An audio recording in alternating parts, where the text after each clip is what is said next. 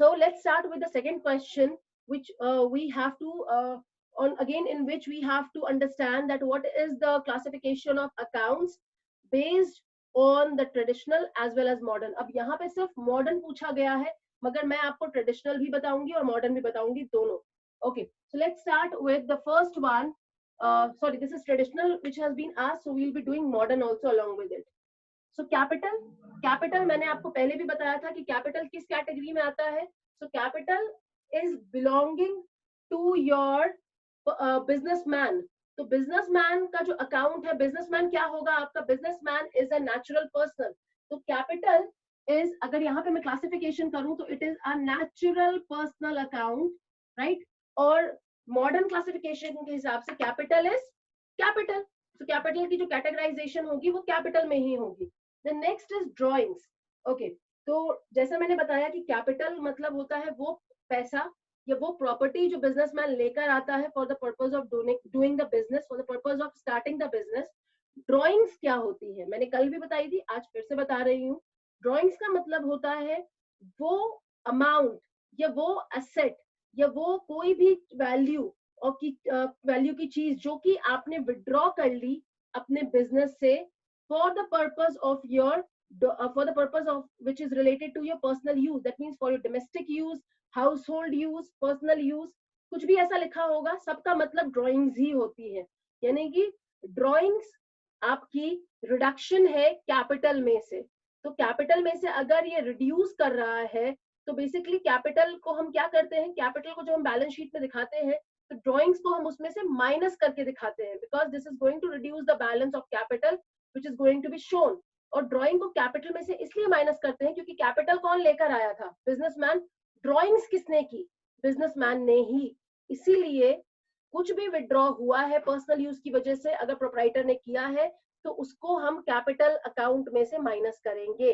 अब मुझे बताइए कि कैपिटल को आप कहाँ दिखा रहे थे? कैपिटल को आप दिखा रहे थे नेचुरल पर्सनल में, तो ड्रॉइंग्स को कहाँ दिखाएंगे? ड्रॉइंग्स को भी दिखाएंगे नेचुरल पर्सनल अकाउंट के अंदर ही, राइट. और हम दिखा रहे थे अपनी जो कैपिटल को मॉडर्न क्लासिफिकेशन के अंदर कौन सी कैटेगरी में दिखाया था? कैपिटल की कैटेगरी में. तो ड्राइंग्स कौन सी कैटेगरी में आएगा? वो भी कैपिटल की कैटेगरी में ही आएगा. यानी कि drawings is also a part of capital in case of modern classification, because हम कैपिटल को ही रिड्यूस कर रहे हैं. ये ट्रीटमेंट कैपिटल में से ही हो रही है. Okay, so I hope this is very much clear to all. Let's move on to the next item which is cash paid और रिसीव्ड.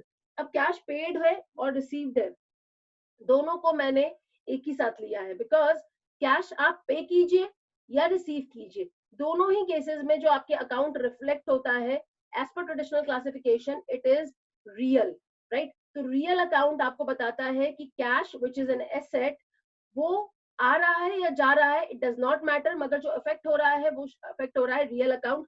आ रहा है या जा रहा है के बेसिस पे हम उसे डेबिट या क्रेडिट करेंगे. Okay, there is one doubt that I have just received. Ma'am, why capital is not an asset? मैंने अभी अभी बताया था आपको फर्स्ट पीरियड की आज शुरुआत में कि कैपिटल के फॉर्म में आप कैश लेकर आ रहे हैं, तो जो कैश आप लेकर आते हैं वो बिजनेस के लिए बनता है एसेट, मगर कैपिटल जो लगाया जा रहा है वो बिजनेसमैन ने लगाया है बिजनेस में for the purpose of doing the operations of the business. इसीलिए वो बिजनेस की इंटरनल लायबिलिटी है. मतलब बिजनेसमैन को बिजनेस पे करेगा कैपिटल जब बिजनेस क्लोज हो जाएगा या फिर बिजनेस आपका सेल हो रहा है तो ही सिर्फ कैपिटल बाहर निकलता है.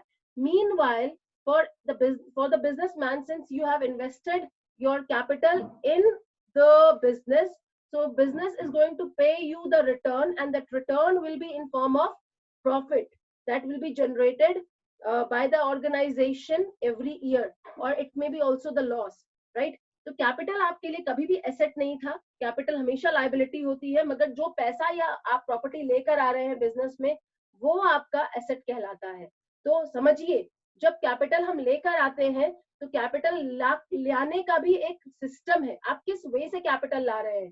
तो अगर कैपिटल आपने इंट्रोड्यूस किया है कैश के फॉर्म में तो कैश बन जाएगा आपका एसेट, कैपिटल बन जाएगी आपकी लायबिलिटी. मतलब इंटरनल लायबिलिटी, जिसकी हम कैटेगराइजेशन रखते हैं मॉडर्न क्लासिफिकेशन के अंदर under the head capital only. Okay, so capital और लाइबिलिटीज के हेड को मॉडर्न क्लासिफिकेशन में अलग रखा गया है, because in liabilities we treat only the external liabilities and capital is treated as an internal liability, इसलिए उसकी क्लासिफिकेशन कैपिटल ही है। तो अब जो यहाँ पे मैंने आपको बात बताई कि कैपिटल को जब मैं क्लासिफाई कर रही हूँ एज पर ट्रेडिशनल क्लासिफिकेशन, तो उसकी जो कैटेगराइजेशन होगी वो होगी आपकी पर्सनल अकाउंट के अंदर, नेचुरल पर्सनल में, क्योंकि कैपिटल कौन लेकर आया, बिजनेसमैन, राइट। तो वो बिजनेसमैन का अकाउंट रिफ्लेक्ट करता है, इसीलिए कैपिटल गया आपका नेचुरल पर्सन के अंदर। और यहाँ पर भी आपने देखा था प्रोपराइटर का अकाउंट था, प्रोपराइटर का अकाउंट क्या कहलाता है, कैपिटल। तो कैपिटल कहाँ गया था आपका, नेचुरल पर्सनल में, राइट। और ड्रॉइंग्स मतलब वो पैसा या वो गुड्स या वो असेट जो कि विड्रॉ किए हैं ओनर ने, बिजनेसमैन ने बिजनेस से अपने पर्सनल यूज के लिए, तो वो भी मेरी कैपिटल अकाउंट को ही रिड्यूस कर रहा है, इसीलिए उसका ट्रीटमेंट जो हम करेंगे वो उसी कैटेगरी में करेंगे, and which is our natural personal account as per traditional classification and capital account in case of modern classification, right? If this is still not clear and there is still some doubt left in capital, I would suggest you to go through the YouTube video which I'll be uploading for this class after the class is over, and listen to this video again so that you can understand the concept of capital and drawing both. Okay, next item is commission paid और received. Okay, commission paid और received. अब commission paid है या received है, दोनों ही categories में ये मेरे लिए जाता है नॉमिनल अकाउंट में। अगर कमीशन पेड होता तो वो मेरे लिए बनता एक्सपेंस, और कमीशन रिसीव्ड है तो वो मेरी बनी इनकम। और ट्रेडिशनल क्लासिफिकेशन के हिसाब से हम एक्सपेंसेस और इनकम दोनों को किस कैटेगरी में कवर करते हैं, we cover both of them under the nominal account only, इसलिए इसका नेचर यहाँ पे लिखा गया है nominal account. Whereas in case of modern classification commission paid होती तो हम उसको डालते आपके एक्सपेंसेस की कैटेगरी में, और कमीशन रिसीव्ड होती तो हम उसे डालते इनकम की कैटेगरी में। I hope this is clear to all. Next one is purchases. Purchases मैंने क्या कहा था कि परचेजेस का मतलब होता है कि जब भी बिजनेस जिस चीज में डील कर रहा है उसको वो उसके लिए उसको अगर बना रहा है तो उसको बनाने के लिए अगर कोई रॉ मटेरियल खरीदेगा तो उसे हम परचेजेस कहेंगे। और अगर आप ऑलरेडी ट्रेडिंग कर रहे हैं, यानी कि आप गुड्स प्रोक्योर करते हैं एक जगह से और दूसरी जगह बेच देते हैं, तो उस केस में भी आपका ये परचेजेस नॉमिनल अकाउंट का पार्ट बनेगा, मतलब खर्चा है परचेजेस, राइट। जैसे आप जब सेल करते हैं तो आपको रेवेन्यू मिलता है, sales, this is called sales proceed और revenue.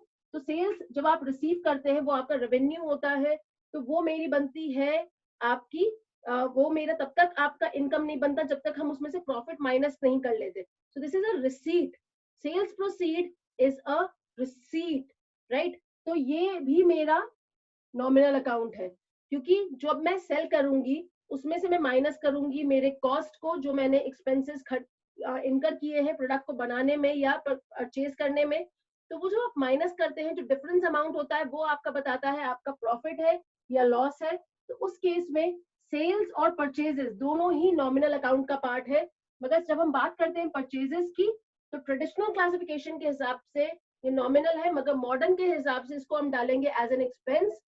Sales is a nominal account and it is reflecting receipt, so it is a part of income because ये आपका मॉडर्न क्लासिफिकेशन के अंदर ये रिफ्लेक्ट कर रहा है कि आपने कितना बेचा है अपने प्रोडक्ट को, आपकी क्या सेल्स है, आपकी क्या टर्नओवर है, और आपको क्या प्रॉफिट डिराइव होगा उससे, right.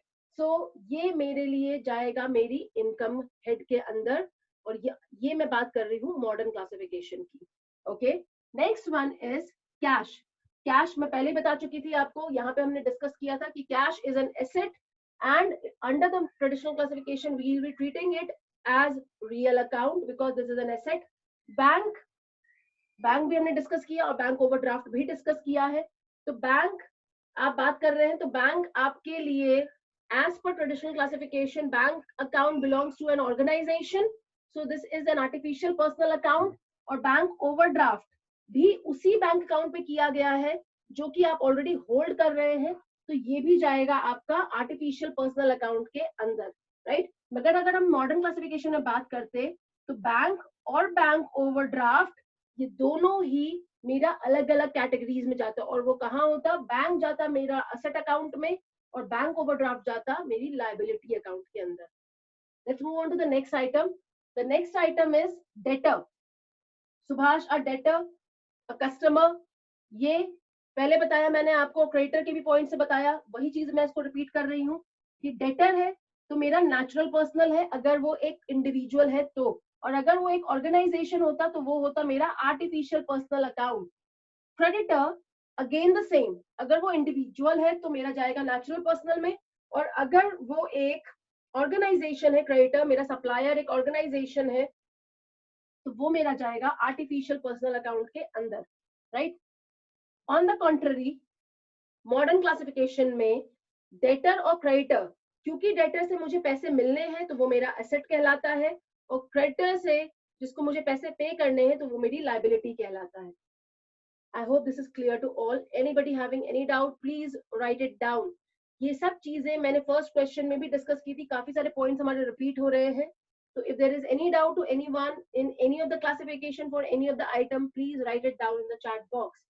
Meanwhile, let's go further and let's do the next item in the list, and which is traveling expense. Traveling मतलब आपने अपने सेल्समैन को ये ट्रैवल करने के लिए पैसा दिया, यानी कि आपने उसका एक्सपेंस बियर किया, तो ऑर्गेनाइजेशन के लिए वो उसका एक्सपेंस है. Expense means nominal account, because the nominal account includes all the expenses, losses, incomes and gains. So traveling expense, as per traditional classification, it is a nominal account, and as per modern classification, expense है ना, तो similar है, expense की category में डाल दीजिए इसे.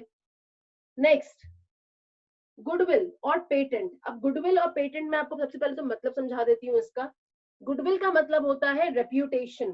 तो जैसे अगर मैं कहूँ कि okay, let me take an example कि हम बात करते हैं नेस्ले की.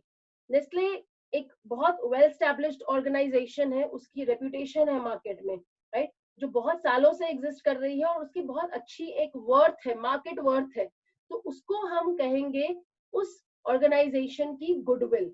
Right, so goodwill is nothing but it is the reputation that any organization or any person is holding. तो उसके गुडविल के बेसिस पे, उसकी गुड रेप्यूटेशन के बेसिस पे उसकी मार्केट वर्थ क्या है, राइट, उसकी क्रेडिट वर्दीनेस क्या है, वो कहलाती है गुडविल. तो गुडविल अगर मैं एज अ कॉन्सेप्ट देखूं तो वो मेरे लिए मेरा इनटैंजिबल फिक्स्ड असेट है. इनटैंजिबल इसलिए क्योंकि गुडविल एक रेप्यूटेशन है, it can not be touched, it cannot be it cannot, I mean, you cannot have a physical existence of the goodwill, but it is always present, and the value of the same can be determined by the kind of transactions that you are entering into and the kind of contracts that you will be making on the name of the firm and the existence of the firm in the market. तो इसे हम कहते हैं goodwill. तो goodwill मेरा हुआ intangible fixed asset. Asset की categorisation क्या थी? एसेट की कैटेगराइजेशन थी आपकी रियल, तो ये ट्रेडिशनल क्लासिफिकेशन के हिसाब से जाएगा रियल की कैटेगरी में. और एसेट है, और एसेट की मॉडर्न क्लासिफिकेशन में कहा क्या नाम आता है? एसेट ही, तो एसेट की कैटेगरी में डाल दीजिए मॉडर्न क्लासिफिकेशन के अंदर. अब पेटेंट, पेटेंट भी लिखा हुआ है इसके अंदर. पेटेंट का मतलब होता है जैसे आपकी ऑर्गेनाइजेशन है, कोई टेक्नोलॉजी डिराइव करती है, या फिर हम ऐसा कहें कि राजस्थान किस चीज के लिए माना जाता है, मतलब राजस्थान अपने ऐसा कौन सा एग्रीकल्चर प्रोडक्ट है जिसके लिए माना जाता है, तो वो हम कहेंगे कैर सांगरी, राइट. तो कैर है, सांगरी है, जो कहीं और नहीं उगता, राजस्थान में ही उगता है, तो राजस्थान के लिए उसका ये एग्रीकल्चरल प्रोसीड उसने पेटेंट करवाया हुआ है, राइट. सिमिलरली लखनऊ में अगर हम देखेंगे तो लखनऊ का चिकन वर्क, राइट, जो कपड़ों में आता है, फैब्रिक वर्क होता है, वो उनका पेटेंट है उस स्टेट का. सिमिलरली बंगाल का रसगुल्ला, उसका प्रोडक्ट, ये प्रोडक्ट जो बंगाल का फेमस है, वो उनका पेटेंट है, राइट. हम किसी चीज को उसके फेमस प्रोडक्ट के लिए क्यों जानते हैं? क्योंकि वो वहीं से ओरिजिनेट हुआ और उसी के लिए वो माना गया और जाना गया, तो उसका पेटेंट कहा जाएगा. सिमिलरली पेटेंट टेक्नोलॉजी में भी होता है. जैसे आप कोई टेक्नोलॉजी क्रिएट करते हैं और उस टेक्नोलॉजी को आप पेटेंट करवा लेते हैं. पेटेंट मतलब ये आप बता रहे हैं कि ये टेक्नोलॉजी आपकी ऑर्गेनाइजेशन ने क्रिएट की है, so you are holding the ownership of that technology. अब वो टेक्नोलॉजी अगर कोई भी दूसरी ऑर्गेनाइजेशन यूज करना चाहती है तो उसके लिए वो आपको चार्ज पे करेगी, राइट. तो ये आप राइट्स शेयर करेंगे पेटेंट्स के कि आप ये टेक्नोलॉजी मुझसे यूज कर सकते हैं, और against that using of technology your company is going to receive an income, right. तो ये रहा पेटेंट। पेटेंट भी एक तरीके का आपका इंटेंजिबल फिक्स्ड एसेट ही होता है। तो इंटेंजिबल फिक्स्ड एसेट है, तो ये मेरा एसेट कौन सी कैटेगरी में गया? रियल। और रियल के साथ साथ asset is under modern classification के अंदर उसका नाम ही आपका एसेट है, तो एसेट की कैटेगरी में उसे आप फिक्स कीजिए। Next is salary. अब सैलरी के आगे कुछ भी नहीं लिखा है पेड या रिसीव्ड, तो ये ऑटोमेटिकली अज्यूम किया जाएगा कि salary is salary paid not received, क्योंकि ऑर्गेनाइजेशन सैलरी रिसीव नहीं करती है, वो पे ही करती है। और जो हम अकाउंट्स बना रहे हैं वो हम बना रहे हैं ऑर्गेनाइजेशन के पॉइंट ऑफ व्यू से, तो जो भी सैलरी है वो आपका एक्सपेंस है। तो एज पर ट्रेडिशनल क्लासिफिकेशन वो जाएगा आपका नॉमिनल अकाउंट के अंदर, और आपके मॉडर्न क्लासिफिकेशन के हिसाब से आप सैलरी को रखेंगे as an expense. Next, salary outstanding. अब यहाँ पे वर्ड लिखा है आउटस्टैंडिंग, O/S इज आउटस्टैंडिंग। तो सैलरी आउटस्टैंडिंग है ना, मैंने आपको बताया था कि आउटस्टैंडिंग, प्रीपेड, अक्रूड या रिसीव्ड इन एडवांस, ऐसा कोई भी शब्द आप कहीं भी यूज करते हैं तो वो जाता है आपका रिप्रेजेंटेटिव पर्सनल अकाउंट के अंदर, तो वो आप वो वहां रख लीजिए एज पर ट्रेडिशनल क्लासिफिकेशन। और मॉडर्न क्लासिफिकेशन के हिसाब से क्योंकि ये सैलरी ड्यू हो चुकी है, सॉरी ये सैलरी ड्यू हो चुकी है और आपने उसे पे नहीं किया है अभी तक, तो वो आपका बना लायबिलिटी, राइट। तो ये आपको याद होना चाहिए, मैंने पहले भी बताया था, फिर से रिपीट कर रही हूँ। Salary if it is paid on the due date it is called an expense, but if it is paid after the due date it is called your liability, and if it is paid before the due date it is called prepaid salary, and so in that case it will become your asset, right। तो ये ध्यान रखेंगे इस चीज को। Insurance, अब insurance के आगे भी कुछ नहीं लिखा हुआ है, तो इंश्योरेंस भी ऑर्गेनाइजेशन करवाती है, चाहे फिर वो अपने एम्प्लॉयज का इंश्योरेंस करवाए या अपने बिल्डिंग का इंश्योरेंस करवाए, अपने एसेट्स का इंश्योरेंस करवाए। तो इंश्योरेंस एक कंपनी के लिए क्या होगा? इंश्योरेंस का मतलब है कि इंश्योरेंस उसका एक्सपेंस होता है, एक ऐसा खर्च जो वो बियर करती है so as to safeguard the assets, so as to safeguard it property against any risk of loss, right. तो ये जो इंश्योरेंस करवाया है, ये इंश्योरेंस खर्च है ना, तो ये जाएगा आपके नॉमिनल अकाउंट के अंदर। और जब हम बात करेंगे इसे अंडर द मॉडर्न क्लासिफिकेशन, तो इंश्योरेंस आपने करवाया तो आपका खर्च हुआ, तो ये जाएगा एक्सपेंस कैटेगरी में।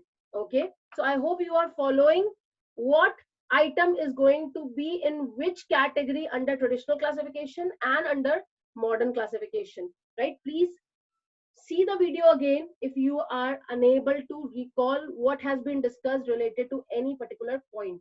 Okay, next is prepaid insurance. Prepaid, अब यहाँ पे देखिए आउटस्टैंडिंग था, यहाँ पे शब्द है प्रीपेड। मैंने पहले बताया, फिर से अभी मैं आपको यहाँ पे रिवीजन करवा दे रही हूँ। प्रीपेड आपने यूज किया है शब्द अगेंस्ट द वर्ड इंश्योरेंस, तो इंश्योरेंस मेरा खर्च है, मगर आपने पहले पे किया उसके ड्यू होने से, तो आपके लिए ये बना प्रीपेड। तो prepaid as a modern classification ये मेरा बना असेट, और एज पर ट्रेडिशनल क्लासिफिकेशन ये मेरा बना representative personal account. Okay, I hope this is clear till here. Next मेरा जो आइटम है that is bad debt return of, जो मुझे कल एक बच्चे ने पूछा था और मैंने एक्सप्लेन भी किया था कि बैड डेट्स क्या होते हैं। So bad debt basically reflect the debtors to whom we have sold our goods on credit and they have still not paid us the money। मतलब जब उनकी ड्यू डेट थी पेमेंट की, अगर वो पे नहीं करते हैं, डिफॉल्ट हो जाता है वहां पर, तो वो मेरी ऑर्गेनाइजेशन के लिए क्या होगा? Loss, right. आप किसी भी प्रोडक्ट को जिसमें भी आप डील कर रहे हैं, आप उसको बनाते हैं या प्रोक्योर करते हैं और बेचते हैं जिससे कि आपको पैसा मिले, सेल्स रेवेन्यू हो बने, वो आपकी सेल्स रेवेन्यू को माइनस करेंगे आप उसमें से अपना कॉस्ट जो आपने सारे खर्चे इनकर किए, और फिर वो आपको देगा आपका profit figure, right. But what if जो मैंने सेल्स की अगर उसमें पैसा मुझे मिला ही नहीं, तो वो मेरे रेवेन्यू को कम कर देता है, that means that reduces my profit level. So it is a loss that a company, that an organization incurs. So bad debts written off, W/O is written off। तो बैड डेट्स जो हुए, जो आपने right of कर दिए book से, मतलब हटा दिए बुक से, उसको कहा जाएगा एज अ लॉस। और लॉसेस कहाँ आते थे हमारे? ट्रेडिशनल क्लासिफिकेशन के अंदर हम बात करते थे नॉमिनल अकाउंट की, so expenses, losses, incomes and gains, चारों चीजें आती हैं आपकी नॉमिनल अकाउंट में, तो उसी में आप डाल दीजिए इसे नॉमिनल अकाउंट के अंदर, राइट। और बैड डेट्स रिटर्न ऑफ है, मतलब यहाँ पर हम बात कर रहे हैं लॉस की, जो कि आपने राइट ऑफ कर दिया है। तो एक्सपेंसेस एंड लॉसेस की जो कैटेगरी थी मॉडर्न क्लासिफिकेशन के अंदर वो एक ही थी, एक्सपेंसेस एंड लॉसेस, तो आप उस कैटेगरी के अंदर इसको लिख लीजिए। Next is bad debts recovered. अब एक ऐसा बैड डेट जो कि मतलब आपने राइट ऑफ कर दिया, मतलब आपने लॉस डिक्लेयर किया और उसे हटा दिया बुक्स में से कि ये लॉस हो गया, कुछ सालों के बाद आपको वो रिकवर हो जाता है, मतलब सडनली आपने आपने उसकी रिकवरी की है, तो अब जो वो रिकवर हो रहा है वो आपके लिए क्या बनेगा, वो आपके लिए बनेगा आपका गेन। दैट मीन्स वो डेटर जिससे पैसे नहीं आने थे, अब वहां से आपको पैसे मिले तो वो बना आपका गेन, तो वो आपका जाएगा नॉमिनल अकाउंट के अंदर यहाँ पर एज पर ट्रेडिशनल क्लासिफिकेशन। और मॉडर्न क्लासिफिकेशन के अंदर हमारी इनकम एंड गेन्स की कैटेगरी थी अलग, तो वहां आप डाल दीजिए। नेक्स्ट इज मशीनरी, पहले भी कर चुके हैं, यहाँ पे जब हमने मशीनरी डिस्कस किया था तो machinery is an asset as per traditional classification, and modern classification के हिसाब से it is going to be a part of our real account. The next is stock. Stock मतलब वो प्रोडक्ट जिसमें ऑर्गेनाइजेशन डील कर रही है, वो फिजिकल प्रोडक्ट जिसमें आप की ऑर्गेनाइजेशन डील करती है, जिसको वो डे टू डे कोर्स में बना रही है या प्रोक्योर कर रही है और बेच रही है for the purpose of generating sales revenue, तो ये कहलाता है मेरा स्टॉक। अब स्टॉक है तो वो आपके लिए असेट है।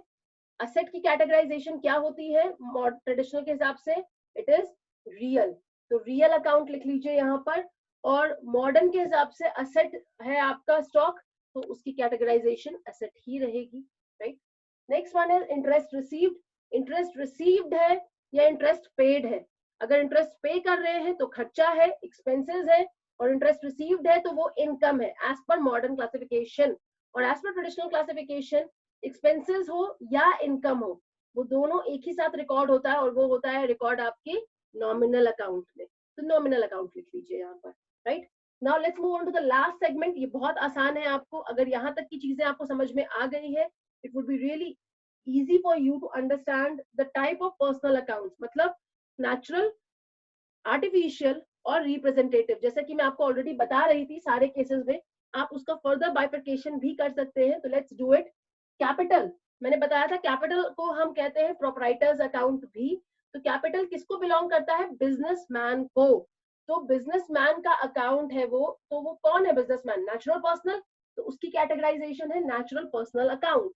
Next is Tata steel. Tata steel मतलब एक ऑर्गेनाइजेशन है, राइट, तो ऑर्गेनाइजेशन की कैटेगराइजेशन कहाँ होगी, आर्टिफिशियल पर्सनल अकाउंट में, राइट।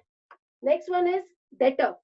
डेटर एक इंडिविजुअल है, तो उसकी कैटेगराइजेशन है नेचुरल पर्सनल अकाउंट में। और अगर डेटर आपका एक ऑर्गेनाइजेशन है, मतलब वो जो कस्टमर है आपका, जिसको आप अकाउंटेंसी में डेटर कहते हैं, तो अगर वो एक ऑर्गेनाइजेशन है तो उसकी कैटेगराइजेशन होगी आर्टिफिशियल पर्सनल अकाउंट्स में, right. Okay, let's move on to the next point which is outstanding expense. मैंने पहले भी बताया था, आउटस्टैंडिंग हो या प्रीपेड हो, रिसीव्ड इन एडवांस हो या अक्रूड हो, चारों की कैटेगरी क्या है आपकी, रिप्रेजेंटेटिव पर्सनल अकाउंट, तो वहीं आएगा ये। Next is bank account. Bank account किसका होता है, ऑर्गेनाइजेशन का होता है, तो बैंक अकाउंट जाएगा आपका आर्टिफिशियल पर्सनल अकाउंट में। बैंक ओवरड्राफ्ट होता तो वो भी जाता आपका आर्टिफिशियल पर्सनल अकाउंट में ही, okay. Then next is Haryana education board. अब सीबीएसई हो या हरियाणा हो या राजस्थान एजुकेशन बोर्ड हो, ये सब के सब आपके एक ऑर्गेनाइजेशन है which is called non profitable organisation, तो ये for the purpose of education इस बोर्ड को शुरू किया गया, तो ये ऑर्गेनाइजेशन है। ऑर्गेनाइजेशन है मतलब it has been created by following some law, some methods which are created by law, legal processes, so it is an artificial entity, so it will go under artificial classification, artificial personal account classification. The next is SRCC, that is Shri Ram College of Commerce, right, Delhi university के अंदर ये college operate करता है commerce के लिए, तो ये आपका जो ऑर्गेनाइजेशन है, this is again an NPO, non profitable organisation, जो कि क्रिएट किया गया again for the purpose of education and for the development of the society, तो ये भी मेरी जाएगी आर्टिफिशियल पर्सनल अकाउंट में, okay. There is a doubt, so this clarifies all the point that we have I've given you yesterday as an homework. और हमने सारे points को बहुत elaborated manner में discuss किया है for both traditional and modern classification. I hope if there'll be any doubt, you will be going through these videos again on the YouTube, and you are going to ensure that whatever points that we have discussed today, whatever classification that we have discussed, you'll understand it thoroughly. Because only when you'll understand it, debit and credit rules are going to come naturally and easily to you, right? So please go through this very properly. Okay, so there is a doubt which I have just received. Ma'am, bad debts as per modern account is losses. Very good. सही बोला. And expenses. Yes. So it is bad debt जो हुआ आपको, वो आपके लिए आपने record किया एज अ लॉस. अब वो हुआ एज पर मॉडर्न क्लासिफिकेशन. और ट्रेडिशनल के अंदर अगर हम बात करते हैं तो वो मेरा लॉस है, तो लॉसेस को मैं रिकॉर्ड करती हूँ under the head nominal account. तो उसकी कैटेगराइजेशन है नॉमिनल अकाउंट. बिल्कुल सही बताया आपने. Okay, I think this would be all for today. So please take care of yourself. I'm finishing off the meeting right now. Now we'll be meeting on Monday at the same time at 10 o'clock.